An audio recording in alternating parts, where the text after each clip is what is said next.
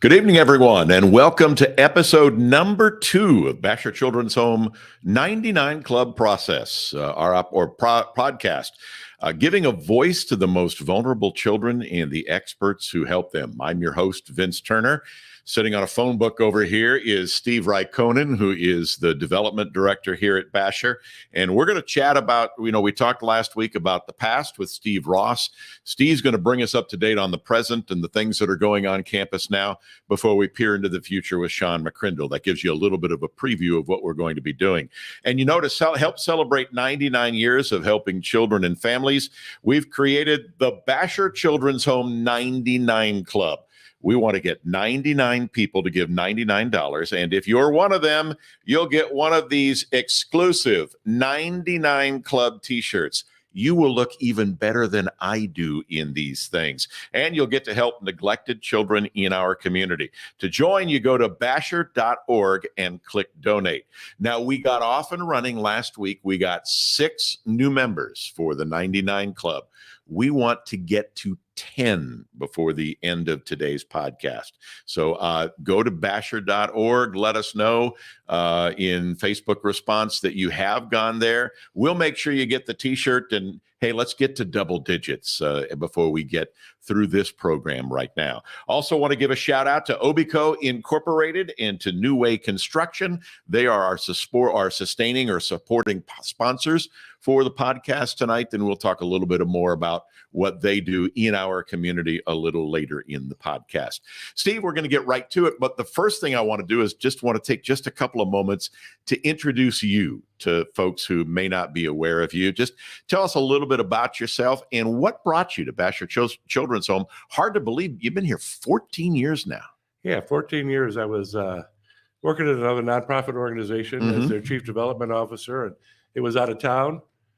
And my kids were growing up, and it was time to move back home and be part of my family's life as I was gone Monday through Friday. Oh, my. And be a weekend dad. So we moved back home just on a whim and said, we got to come back home. And the position here at Bashor opened up, and it's been a great fit. I've been here and absolutely love the mission and love the ability to help at-risk kids. Well, and you've done a terrific job of building community collaborations. And you work with a wonderful board. You've been able to reach out into the Elkhart County community and bring people to, what the Bashor mission is all about. And that's got to make you feel pretty good about the efforts that you've been able to put in. Well, yeah, to move, to be in the development world and raising money for different organizations, to come to Elkhart County is like landing on a jackpot. It is such a generous community. There are so many philanthropic people here. There are so many people that want to support good causes. And if you have a good mission, you're doing the right thing, there's plenty of support in this community to make that happen and for you to fulfill your dreams. And my spies tell me that in one of your other involvements in the community, you personally fry a mean fish. No, I've never been in the kitchen. I'm not going to lie. But I get clean tables with the best. Yeah, there you go. So and a little bit about that is that for the Knights of Columbus in downtown Elkhart, especially during Lent, you've got Friday night fish fries, and it is good. Yep. So if you get an opportunity, come meet Steve out at the Knights of Columbus. Talk a little bit about Bashor. Take advantage of the fish. It's all about collaboration in this community, folks. An awful lot of people who are members of the community who are involved in many, many things. Let's talk about Bashor Children's Home. And Steve, you're letting out at least a little bit of a because one of the most recent programs that you've been in charge of is a new building with a new program here on the campus of Bashor Children's Home that is now open and running and has hit the ground running very, very fast. Tell us a little bit about that. Well, it started about 5 years ago when we reopened our homeless shelter, and we started to see kids come in there that were runaways and getting out of abusive situations, and we started to see a theme of girls who had been survivors of trafficking. They didn't really know it; they weren't calling it that, but as we started to see this pattern, we noticed that. And so that led our staff to go say, what can we do to help them? And then a couple of years later, in 2017, we opened up one of our buildings that was vacant at the time to specifically provide services for these girls. And we opened it on Monday. On Friday, it was full with 8 girls. And within a week or two, we had 13 other girls on a waiting list to get help. And so our board said, boy, we have a problem here. We have to fix this problem. And so about 3 years ago, we embarked on a feasibility study, whether we could do it. Could we raise enough money in the community to build this building? And that said yes, and everything seemed to point in the right direction to say, yes, we could do this. So we embarked on a capital campaign shortly before COVID struck and kind of put a damper on things. But if God wants something to happen, it doesn't matter what steps in his way, he's going to win. And through COVID, through any setback that you could possibly think of, rising building costs, in January, we completed our capital campaign, raised $7.1 million successfully. We opened our building and our girls moved into a new facility, a new complex. There's actually 3 different buildings there, and they absolutely love it. And we're able to serve more girls now to alleviate some of the wait lists in the state to help these survivors. Well, and one of the important things I think, Steve, about this particular program is that, we set the table a little bit talking about community collaboration in the fish fry. One of the things that's important to Bashor Children's Home is you've got several collaborations, several different organizations and agencies that are a part of this service. It just happens to be located on your campus. Absolutely. We are continually trying to work with different agencies and different organizations. So we work with Oaklawn. We've had a long-term partnership with them that is their counselors will be providing service to these girls, providing the needed therapy to help them overcome the abuse that's happened in their lives. And that, again, for that community collaboration to be able to reach out with the campaign that you ran, it's a tremendous, tremendous success story. One of the community partners here at Bashor Children's Home is Obico Incorporated. It is a Christian-owned and operated company dedicated to providing organizational solutions for everyday recreational lifestyles and organization. You can on side of that bald head and tell him that Vince and Steve said hello. Also, don't forget, we're trying to get to double digits for the 99 Club t-shirt. Go to Bashor.org, be part of our 99 Club with a donation of $99. Think about this. If we get the 99 folks who give $99 a piece as a result of this podcast, we're going to have a little bit of working capital that we can reach out and touch children with. Let's talk about events, Steve. You've got something on your calendar going almost all the time. Yeah, we're pretty busy around here doing different things, and we have 2 events a year.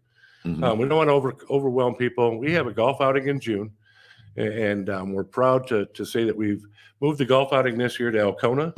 It has grown over the past few years, and we have 2 start times. Last year, we put 50 teams out on the course. We have 2 different prize pools, one in the morning start time, one in the afternoon start time. We're really pleased to take it out to Alcona to showcase that beautiful golf course out there and give our players an opportunity to play a course that maybe they don't get to play every time. Right. Our other event we're really excited this year is to bring back is Running with Spoons. During COVID, we weren't able to host it. We held it virtually one year. Last year, we didn't do anything. So to get that back up and going, it's a great testament to the community to come back. And Running with Spoons is a very unique event. We're going to bring in some local people, business owners, people in the community, and they're going to cook up their best food, their favorite food. And you buy tickets, you come sample all this food. And like an good old Chicago election, you get to vote for the winner, and whoever raises the most money wins. Yeah, and because really the kids all win. And there has been some really interesting concoctions out there. We get people. We've had some cocktails that have been made. We get desserts that are made. People are cooking up prime pieces of meat on a barbecue, whatever their favorite dish is, and they get to share it. Put it in bite-sized pieces. We'll have 15 chefs out there or more to share what their favorite dish is. And so you really get a different taste of everything. You can have breakfast, or you can have your appetizer, you can have your main course, you can have your dessert, and even a cocktail when you come out. And the competition gets fun. You see these folks that they may have entered on a whim, but all of a sudden they get pretty serious when they see those voting numbers go up. Yeah, as the voting gets competitive, the competitive juices start to flow in all the chefs, and you get to see them on their phones and making phone calls to some of their friends saying, hey, vote for me, go here, vote for me. I'm behind right now. And like I said earlier, the real winner are the kids out here at Bashor. Yeah, it really is. I think if you and I work really hard, hiding behind the producer's desk right now is that O'Connor kid.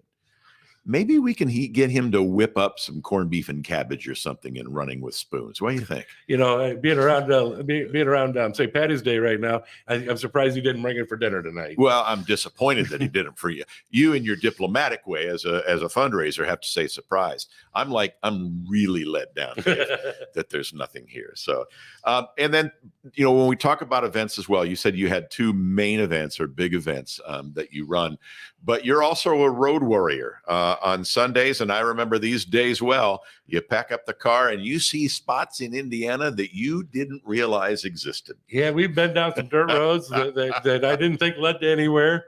I remember putting in some directions into my MapQuest and my phone, and they led you to the middle of a cornfield. Mm-hmm. But yeah, we get out and talk about 40 Sundays a year at a different church somewhere. Mm-hmm. And it's a great privilege for me and an honor for me to be able to talk in the church and share the message and the mission of Bashor Children's Home, and be able to share the great work that our staff do, working with kids and changing lives, giving them hope for tomorrow, providing that help for today, hope for today, Mm-hmm. and hope for tomorrow. That's it. It's kind of our tagline. But the real life stories that go with it and the lives that are changed, to share that Mm-hmm. with a group of Methodist people that are just awesome. Well, and then you get to meet the supportive congregations that have such a long history with the Children's Home as well.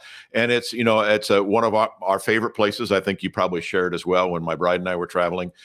Covenant down in Fort Wayne. They're the ones who do the quilts for the kids. There are small churches ranging from Winnemac to north of Indianapolis to the Muncie area, whatever. Like you said, you program the guidance, and you never know where it's going to take you. Yeah, as a Covenant in the fall, picking up the quilts that we give the kids at Christmas time, and they went over 1,500 quilts. Wow! In the lifetime that they've been doing that program, and so there's so many different ways that the groups can help our kids. And it's something just as simple as a quilt that they spend hours and hours making, and that a kid picks out and says, "Boy, somebody cared about me enough that I didn't even know, and put the time and effort to make this quilt for me." It really makes our kids feel special. I probably should confess that I have a Covenant quilt. No, I haven't gone that far yet. As a parting gift? Well, no, it was in a stack of quilts, and there was an Indianapolis Colts quilt, and I thought, well, okay, nobody will miss it. I made a donation and took the quilt. So yes, full confession right here. That's the way it goes. But when you talk about that relationship that you have, Steve, I guess I would ask how much that has encouraged you to be able to visit these congregations and meet with these folks that are such longtime supporters of the mission. Boy, well, it rejuvenates you. It says, why are we doing this? What are we doing this for? And you see these people from, the northern half of Indiana. Mm-hmm. I go down to West Lafayette every year and meet with a church down there that gives school supplies to our kids because they're so committed. And you go to Kokomo, and Kokomo St. Luke's is another one that's been a supportive of our prayer girls. Warriors. Yeah, our Glendenning cottage and the girls in that cottage, and they just it's like they're their own kids. Mm-hmm. And to be able to share that with them, to steal from them a little bit of their passion. When you come back here, you go, man, I got to work harder. Yeah, I got to do better. I got to do more. Yeah. And what more can I do to help them help us? Yeah, it's a real pleasure in that regard. I want to tell you a little bit about New Way Construction, another one of our supportive sponsors for the podcast. New Way Construction, where their promise includes honoring God through their words and actions, doing the right things and do the right thing as well. Engage in support our local community. New Way Construction, where they have completed more than 1,500 successful industrial and commercial projects since 1975. Don't forget as well, we're hawking the T-shirts, the 99 T-shirts. Hey, we got to put them on people who look better than me wearing the 99 shirt, okay? That's just part of the game, the way we have to play it. We're celebrating 99 years of helping children and families. We've created the Bashor Children's Home 99 Club, and with that, as we said, we're trying to get 99 people to give $99. And if you are one of them, you'll get one of these exclusive T-shirts. You also, of course, get to help neglected children and their families in our community. To join in, go to bashor.org and click donate. We told you at the beginning of the show, we launched with 6 2 weeks ago with Steve Ross. Hey, we're going to turn this into a little contest. Not, just kind of give Big Steve a couple of bragging rights. With old Steve, or I'm sorry, with Steve the Elder, we'll do it that way, the way history does it. With Steve the Elder, okay, we got 6. Think of how good you'll make Mr. Riikonen, the flying Finn. Think of how good you'll make him feel if we can get 7 tonight. He'll be on the phone bragging to Steve the Elder before you know it. So Bashor.org, $99. You're in the $99 club. You get a T-shirt. I notice you're not wearing a T-shirt. I know, they don't make them big enough. Or I should say we didn't order any big enough. How's there that? we go. Steve, and one of the things that we need to talk about as well in the present is a big challenge in our community. You and I were chatting about it before we went on the air. Foster care right now is such an important ingredient in reaching the lives of some of these children. Absolutely. With the kids that we work with in our residential program here, about 30% of them are what they call parental rights, or PRT. Parental rights have been terminated. And so these are kids that are brought to us and we're providing home for, and they don't have anywhere to go afterwards. They don't have a home. They don't have mom and dad waiting there. The courts have said mom and dad are unfit to be parents. And so we are constantly on the lookout for people that will fill that role for kids. They'll become a foster parent. We provide all the training. We provide all the necessary tools that they would need. But they take these kids in then into their homes and treat them just like family. And one thing that's a little different with Bashor's foster care program is that we let you get to know the child before you take them. Kind of some programs that you get a phone call and at 2 a.m. they drop a kid off and say, here you go. Yeah. We want you to get to know the kid. We come out and have dinner. Maybe they go to your house on a Saturday night for dinner and spend a little time with you.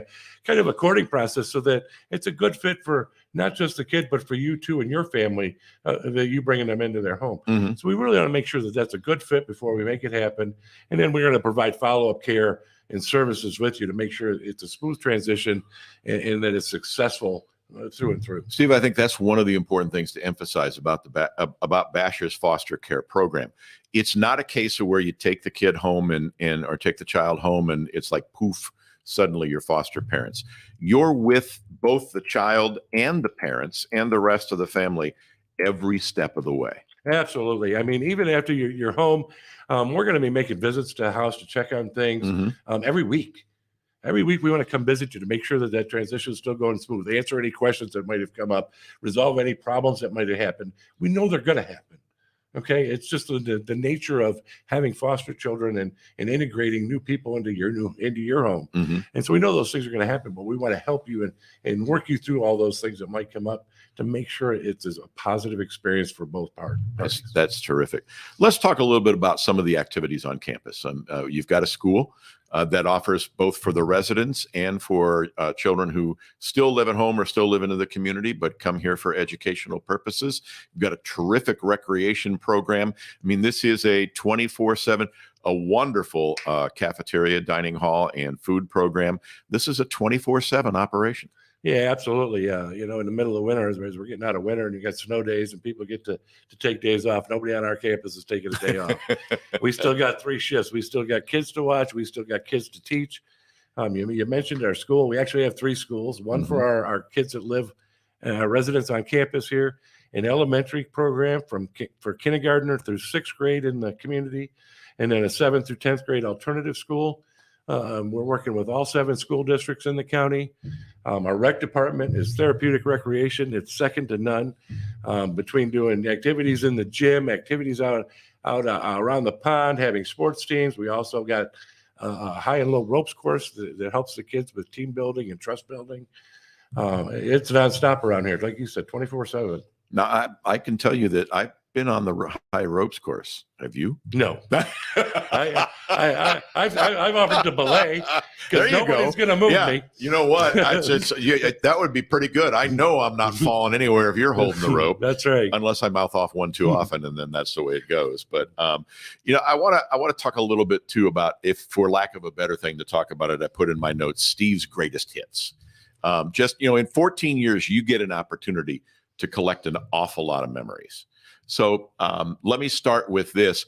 What's been your most surprising donation? Not necessarily using any names or whatever, but what's one that just came out of the blue where you went, whoa, and sat back in your chair when it was all over and go, how did that happen? Oh boy, I don't know if I could pick one out, Vince. Okay. There's so many times that you open the mail and here's a check and you just go, wow, how generous are those people? Yeah. Wow, what an impact they're going to make. There's so many of those that happen on a regular basis, especially just finishing up with a capital campaign when people, here's $100,000, here's $250,000. You're just blown away by the generosity of those gifts. And so, I appreciate the gifts. We had a little lady in Upland, Indiana. Okay. And she's probably, I don't know, in her 80s. And she sends us $25 a month. And I know her, I've met her. And she gives all she can because she wants to help these kids. A little bit like the widow's mite. Absolutely. I mean, it's not necessarily the size of the gift. It's giving it everything you can. And we have so many people that do that. So I can't pick a specific gift. Okay. They're all important. They all make us go around. And plus, I'd probably make somebody mad if I singled somebody out. Well, that's why I didn't want you to mention any names, because you don't need anybody, especially veteran ladies who are from the Methodist churches. They'll be chasing you with their green bean casserole, and it'd be all over. Hey, again, thanks to our supporting sponsors, Obico Corporation or Obico Incorporated. The organized Obi website is available for you at obiinc.com. Also, New Way Construction, check them out as well. They've been around this area since 1975. You can drive around, see their signs, see an awful lot of projects. They are our supporting sponsors for this podcast. Well, we mentioned, the donors and the people who come alongside folks. Talk a little bit about, if you're out there, other than the 99 Club and getting this fine T-shirt, talk about ways that the community can come alongside you and support.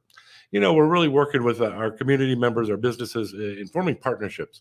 We don't want to be just an organization that you make a donation to for an event or you buy a golf team in. We want to partner with you. We want to offer you more than just a foursome in a golf outing or a banner or your logo up for an evening and a sign. We're working with organizations, getting them out here to volunteer. Right now we're doing kind of a campus-wide renovation. We're painting all of our cottages. And we're putting new flooring down. And so when the kids move back into them, they're going to be like new. And we're using volunteers to do that. They come out here and do work around campus. It's springtime. We're going to have a lot of cleanup around the campus to do. We got 160 acres here. There's a lot of grass to cut, a lot of weeds to pull, a lot of trees to trim. And we can always use help doing that. So it gives them an opportunity to give more of their money, give their time, and help our kids. And so there's a lot of different ways that you can get involved out here. Read to our kids, volunteer with our chaplain. We're providing spiritual life guidance, and our chaplain's looking for people to come lead Bible study groups. So there's so many different ways that people can get involved. And they can either go to bashor.org or they can contact you here at this office. Absolutely. And I want you to, as we wind down toward the end, talk a little bit about your board of directors. You've got a fabulous group of community leaders who are part of your board. Absolutely. We have the I think, not to disrespect anybody from the past, but I think the strongest board of directors we've ever had of business owners and pastors and passionate people who care about helping kids. And we make decisions. I sit in the board meetings and decisions are made. And sometimes there's really tough decisions that have to be made. And what I really appreciate our board of directors is they always go back to our mission statement. It says, "And faithful to God and keeping with the United Methodist tradition, Bashor Children's Home will provide help for today and hope for tomorrow to troubled children and their families." They go back to that mission statement and make a decision. And sometimes there's financial decisions that are really tough. Should we do this? Should we open this program? Should we help this child? I remember one time we had a young lady we were going to take on. We're going to have to provide at least 2-on-1, if not 3-on-1 care for. She's going to probably cost $15,000, $20,000, $25,000 a month over and above. And they went to that mission statement and they said, nowhere does it say if it's cost effective. And we brought her in. And we provided that service for her. Now she's living on her own. She's got a job. She's got an apartment. She's being successful. And it's because our board of directors would go out on a limb and go to a high-risk child and say, yes, you're worth it. You're important to us. It's never easy to be a development director, but it's a lot easier when you have a board like that, isn't it? Absolutely. They say yes to, it's never no, it's yes. How can we make that happen? Mm-hmm. And they give you the tools. They give our program people the tools that are needed to help kids. And that's what we're in the business of doing, is helping kids. Well, my all-time favorite quote is from the funeral, the eulogy that Ted Kennedy gave for his brother Robert. Some men see things as they are and ask why. I dream things that never were and ask why not. It sounds like that's the approach your board takes. So let me ask you one other thing. We're going to talk about in our next episode of the first week of April. We're going to talk about the future with new CEO Sean McCrindle. But I want to ask you, as you peer into the future, you've been here 14 years.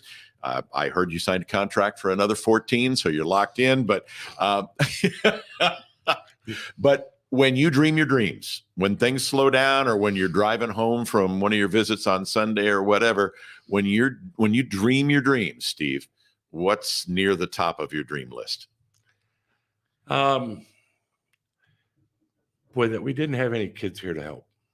Oh my! You know what? If we could end human trafficking, Mm-hmm. if we could end abuse at home, if we could have these kids not need our services, that would be ideal. Okay. My dream is that at some point we get there. And my second dream is that people keep supporting us so that we can continue to provide services until that happens. That's terrific. That's hard to top. That's a great challenge.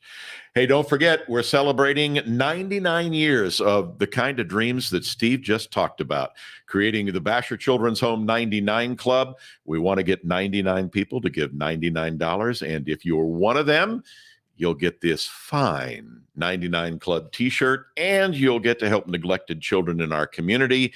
And if we can get 7 of you tonight, 7 of you at bashor.org, then we give Big Steve bragging rights over Steve the Elder. Hey, thanks to Obico Incorporated and to New Way Construction, our participating sponsors for our podcast. Thanks to Steve Riikonen for being our guest for the show tonight. And of course, as always, thanks to Dave O'Connor for flipping the knobs and dialing the dials and keeping us on the air. For all of us at Bashor Children's Home, good night and thanks for joining us.